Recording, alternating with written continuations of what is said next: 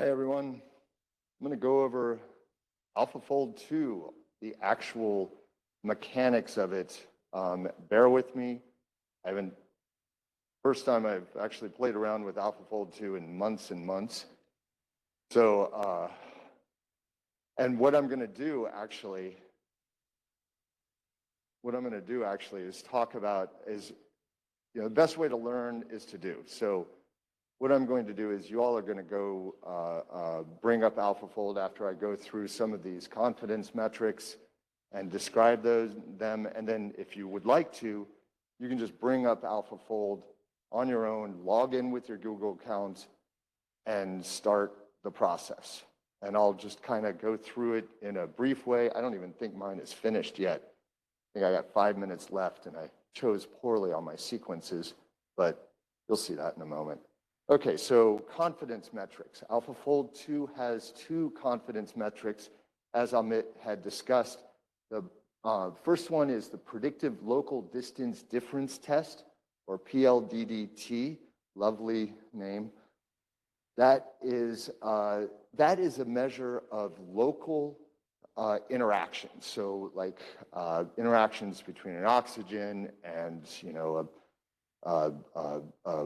another oxygen, for instance, hydrogen bonds, stuff like that. That is, what it does is it predicts local structure, not global structure. And what's nice about PLDDT is that it's independent of an alpha carbon backbone, of an alignment with an alpha carbon on the alpha carbon, between alpha carbon backbones, giving it a more robust way to determine whether or not the structures, the predicted structure is correct.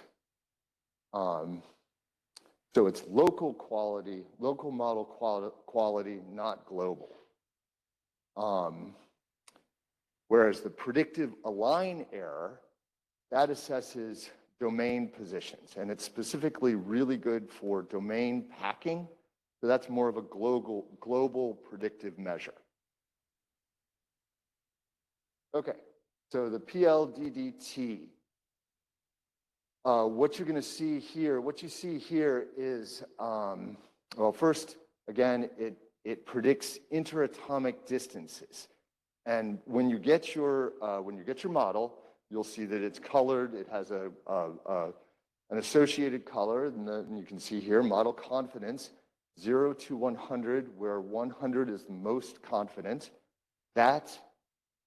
These numbers are actually stored in your B factor. If you look at your protein data bank file, when you download it, you'll see that these structures are actually, the raw data for this is actually exists in one of the final, I'm not sure if there's anything after that, but in the B factor column of your protein data bank file. And you can see here, you've got a model, an AlphaFold model, and you can see the loops are red or orange, and they're not very well, there's not a lot of confidence in those, whereas the alpha helices are more confident, and that's more of the core of the protein. All right, and as an example of something that you might think of, something that a lot of us have used, or some of us have used before to sort of determine whether or not our models are good enough to, or close enough to actual data like crystal structures. We use something called root mean squared distance. RMSD is a great tool, but it also is dependent on the global structure rather than the local structure of domains. So whereas RMSD might, of two overlapping structures, structurally aligned structures, your model and a crystal structure or NMR, PLDDT might give a high score, whereas RMSD might give a very low score. Does that make sense? Okay. Okay, so Again, it rewards locally correct structures, so domains rather than the global position of domains. Low confidence, this is something Amit touched on. A low confidence score it's really kind of neat, because in a way, what they say is that could reveal disordered regions. And if you go to this tiny URL, .com, if you look at that and go to that, there's a discussion on intrinsically disordered regions and AlphaFold. So it's something you should check out, because again, intrinsically disordered regions are often functional and important, and AlphaFold actually might be a very good predictor of them. Okay, high confidence score, something that you should consider is when it's over 90, then you can start looking at intramolecular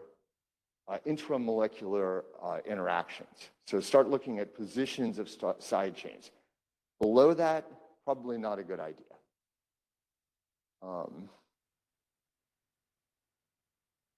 Okay, so here you can see two domains. This is from the paper that actually started the, where's my laser on that?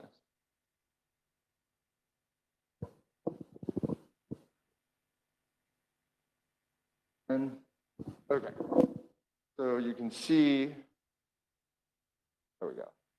You can see there are two domains here, and you can see that whereas RMSD might be able to score reasonably well, although that doesn't look so great. This is from the paper that actually started they called it LDDT in 2013, and then Google AlphaFold sort of took this as one of the main confidence measures for their structures, which I think was wise. And you can see here, these domains might overlap, whereas this won't. So PLDT would score well, whereas RMSD would not. Okay, predictive aligned error, PAE. It's displayed as a 2D plot, and I'll bring one of those up momentarily. And it just compares a residue, say, in domain 1 with a residue in domain 2, and it gives you, or a residue within domain 1 and domain 1, and it gives you an idea of how confident you can be in those residues' relative positions. Useful for assessing global features. Okay, here's two examples of PAE, and you can see right here, you can see all these loops, those loops and all these domains, 1, 2, 3, 4, 1, 2, 3, 4, nicely laid out by wherever I stole this from, which I probably should have given some sort of whatever, it's fine. And you can see what predictive aligned error does is that, say there's a residue here at, say that's 25, so right around here. And how does that residue score relative to a residue in, say, this domain, or in this domain, which is at the end? So say your residue is 25 that you're interested in, and you're looking at the very end of the protein, whichever end it is, and say it's around 300. So this would come out right here. And that green means highly predictive, white means not very predictive. Whereas you can see in here where you've got a lot of, it's mostly one domain. There are two domains here, but mostly one domain, and you can see that is, for instance, one thing you might note is that you'll see a line down the middle. Of course, that's because residue comparing with itself is going to be identical, so you'll have a nice green strip down the middle. But if you're looking at domain, say this over here, comparing it to the larger domain over here, then you're going to have, say we're dealing with residue 350 or 300, and you're looking at a domain in, say, around 700, then this is saying that you're probably going to have a decent score. And you can probably trust those relative domain positions. Does that make sense? Okay,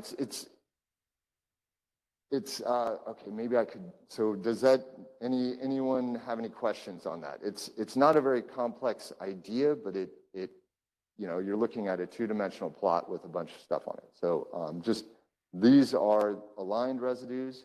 So you've got 800 and 800, and you just look for, say you're interested in 150 versus, and you want to look at what residue 150 is relative to residues in another domain, say at 750. And you'll see that with these domains, they're relatively well, you can trust the relative orientation of one residue over relative to a residue in another domain. Yes.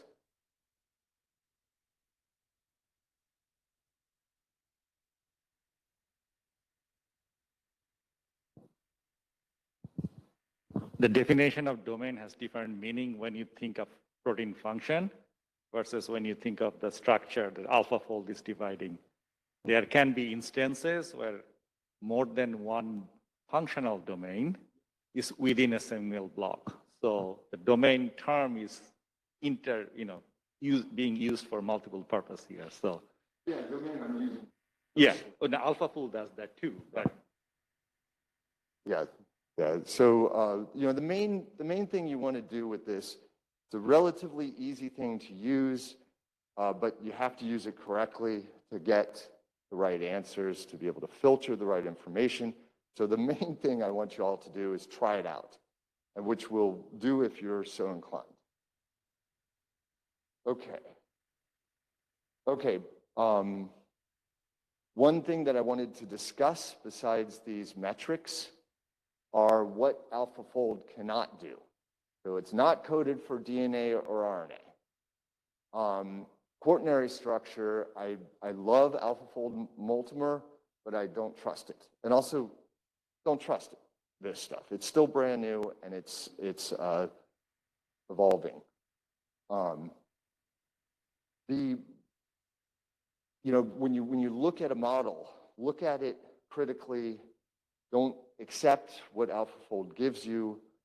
Look at the loops, look at the disordered regions, and try and figure out, look at literature and see if the literature agrees with your AlphaFold model. Okay, so no prediction for ligands, ions, or things like phosphorylation, post-translational modifications. This is something that everyone wants to do. They want to do point mutations. And when I say limited success, no success. It's not going to work. So it might, but it's probably not going to work. Even mutating, a number of residues probably won't be very. You're not going to come out with what you might hope for. Transmembrane domains, something that we discussed. They're working on this. And they're especially working on scoring of TM domains. So that's something that apparently they're going to come out with, according to YouTube, by the end of the year. So the problem is it's not aware of context. AlphaFold is not aware of context. Protein-protein and protein-nucleic acid interfaces.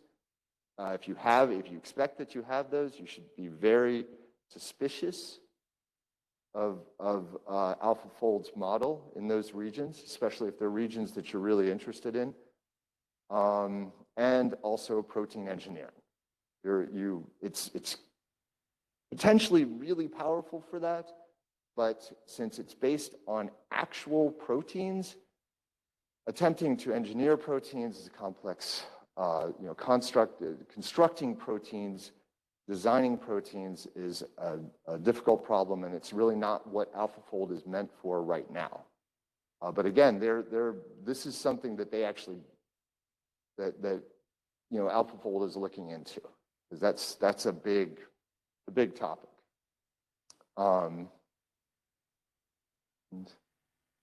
Okay, so I'm going to have you all, if you're interested, go to Alfafold Collab. I am going to discuss that for a moment. Okay, so the Collab notebook, I've got the fastest version running, which is the Corgi version, which is why. No. Yeah, if you wouldn't mind putting that on Slack. Yeah. Yeah.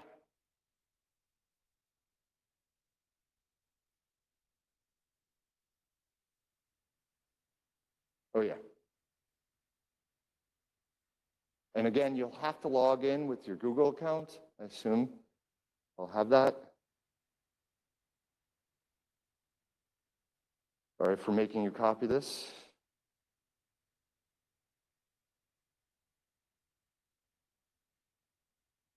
Thank you. It's on Slack.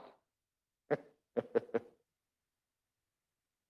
does everyone have it, if interested? All right. Okay, so one thing you'll note here in this sort of introduction, a couple things. First of all, so you're going to want to, on the left here, let's enter. So you'll see on the left here, if you haven't used, this is where you get all your good stuff. You can look up. Okay. What's that? Yeah, I can make it bigger. Yeah, you can't read this.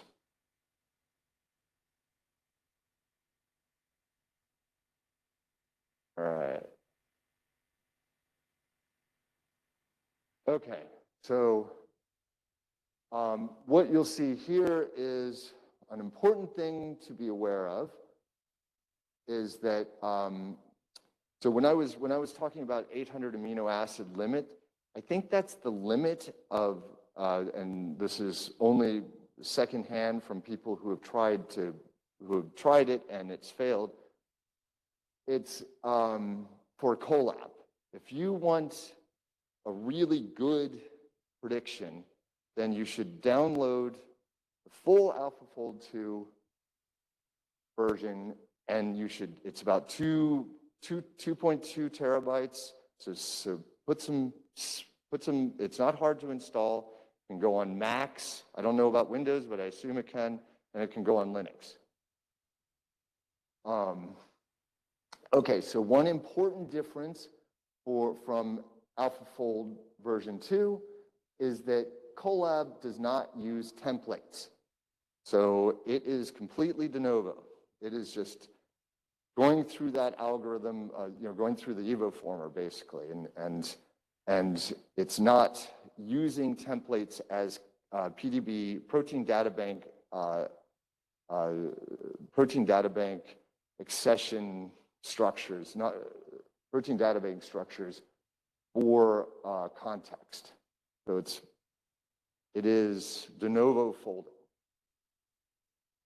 And here you can just, so again, Collab, small drop in accuracy, full multimer accuracy. It's highly recommended to run AlphaFold locally, which again, you just download 2.2 terabytes, and and then you'll be able to use much larger structures, and it will take less time and be more accurate. All right. Okay, so I have been slowly running this. So you're going to have to, again, you'll have to log in, and then you'll have to download a few files. So what you do is you just, basically press play on the setup. So install third-party software. I've already done it. Download Alfafold. You just press play and it'll work, hopefully. And then you make a prediction. Now, I chose very poorly on my prediction because it has very few. I just kind of snagged some stuff. I'm not even sure. It might have been what was in there. And I ran AlphaFold. I kind of divided it in half and ran AlphaFold as a multimer. And it is still probably running, but you can see some of the, so here's my multimer. You've got, up to 8 apparently. 8 sequences that you can put in. And then you just go down and literally continue to, press play once one script runs, then you just go to the next script. It starts and it takes the output from the first script and puts it into the next script. And you should look at also the code. I'm not going to show it right now because it's silly too, but spend some time, play around with this. If you're interested in doing this, there are good ways to do it and bad ways to do it. I would say that I did it poorly at about an hour ago. And I chose my sequences poorly, but you should just look, you should compare, these are de novo folds, so you should compare the output, your models, to crystal structures, and look to see how it actually compares. Okay, and you'll see they'll give you a multiple sequence alignment. I only have 3 unique sequences found, so that's no good. So it's going to be really, really, really kind of a crappy alignment. Pardon my English. No. Darn it. Yeah, it died on me. So should still start up though. So this is not finished. I have not actually gotten my model yet. So, but you don't need to see my model. Just start working on it, and we can go around and talk to you all if you have any problems or if there are any issues or questions about how to interpret the data. Then we're here. But mostly use your project. You're the expert in your project. So when you see a model and something doesn't look right, investigate that. All right, that's about it. How about her? Oh yeah, questions.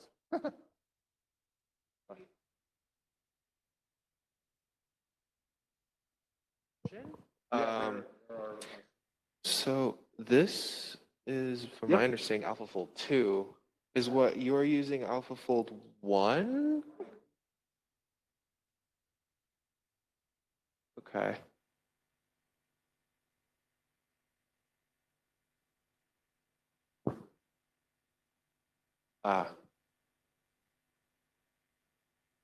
What? I think, I'm guessing. Yeah, would you? Thanks for that. So, yeah, so this is Alfafold2, and that is what you should be using. Also running with corgis. All right, any other questions?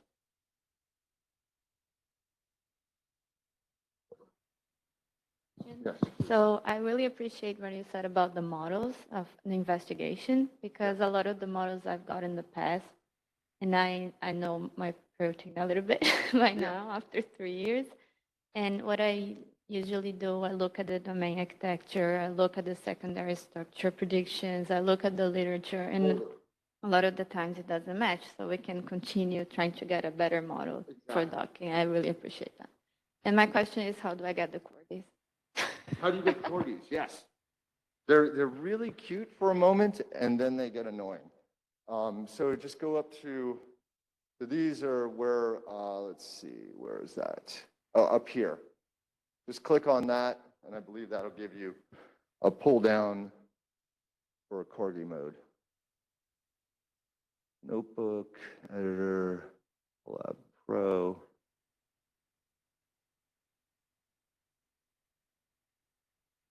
Oh, wait, maybe it was this.